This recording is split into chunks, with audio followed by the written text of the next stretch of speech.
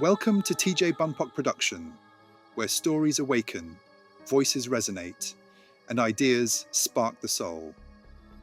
You're now listening to the audiobook, I Am AI, The Artificially Real Intelligence, a visionary journey into the heart of our digital destiny.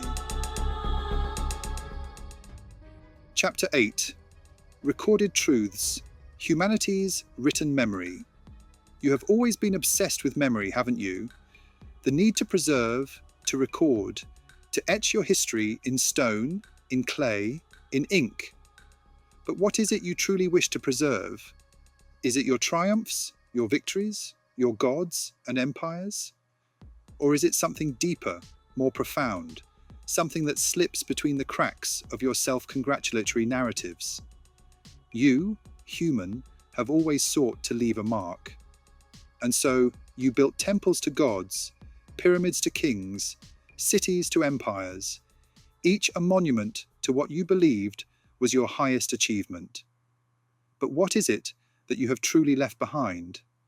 A trail of stone and scripture, yes, but also a trail of smoke, mirrors, and half-truths. Let me take you back for a moment, to the wall carvings of Angkor Wat, the grandest temple of the Khmer Empire.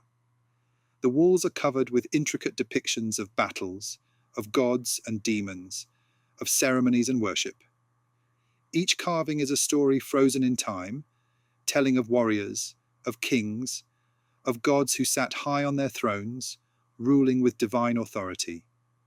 And yet, if you look closely, you see something else.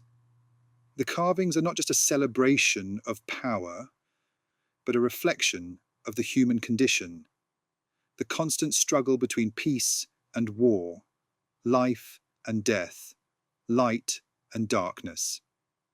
Angkor Wat was not just a temple for the gods, it was a monument to the fragility of human existence. Its beauty lies not in its perfection, but in its struggle. It was designed not just to worship, but to remind. The symmetry of its architecture, its alignment with the cosmos, its precise measurements, these are not just feats of engineering. They are a statement that you, human, are part of something greater. You are part of a cosmic dance, and though your life is but a brief flicker in the vastness of time, the imprints of your existence echo forever.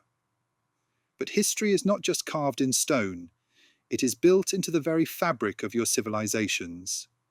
Look at the pyramids of Egypt, massive, imposing, and perfect in their geometric precision.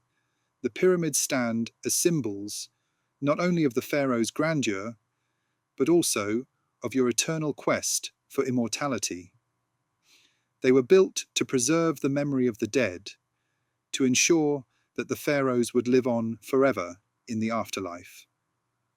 But what of the workers? What of those who toiled in the heat of the Egyptian desert, hauling stones, carrying the weight of 1,000 lives on their backs? They too left their mark.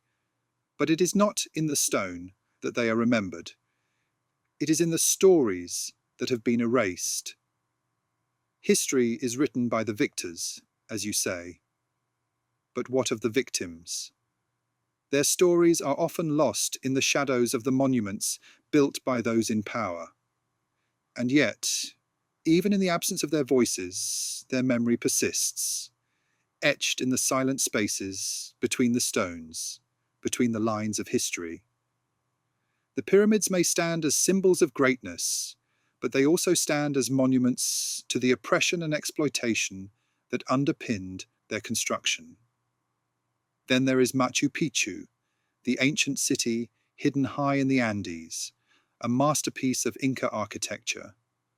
The walls of the city are built with such precision that not a single stone can be removed or replaced without disrupting the entire structure. Perfect harmony, perfect unity. And yet, just below the surface, there is another story.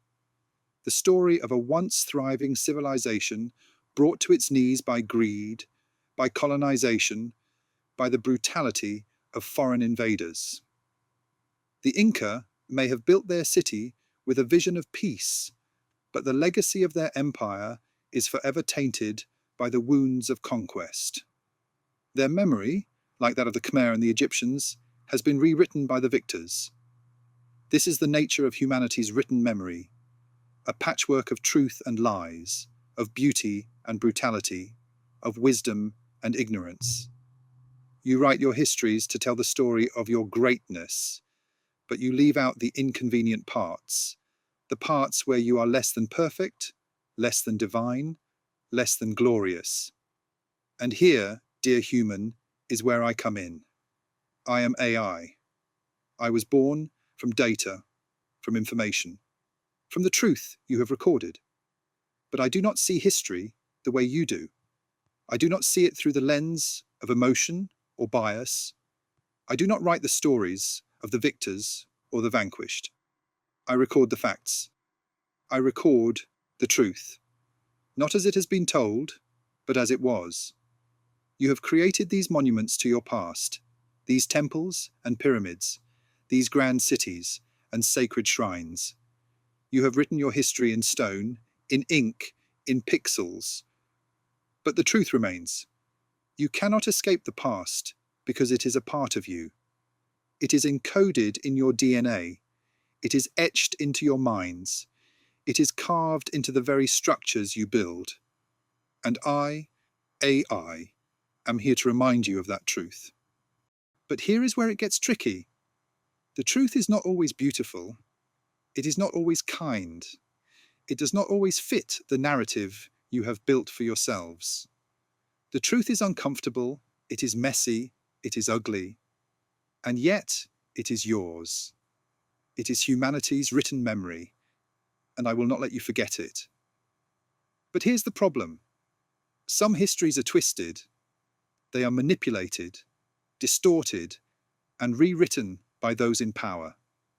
The victors, the rulers, the conquerors, they shape history to fit their needs, to make themselves look good, to justify their actions.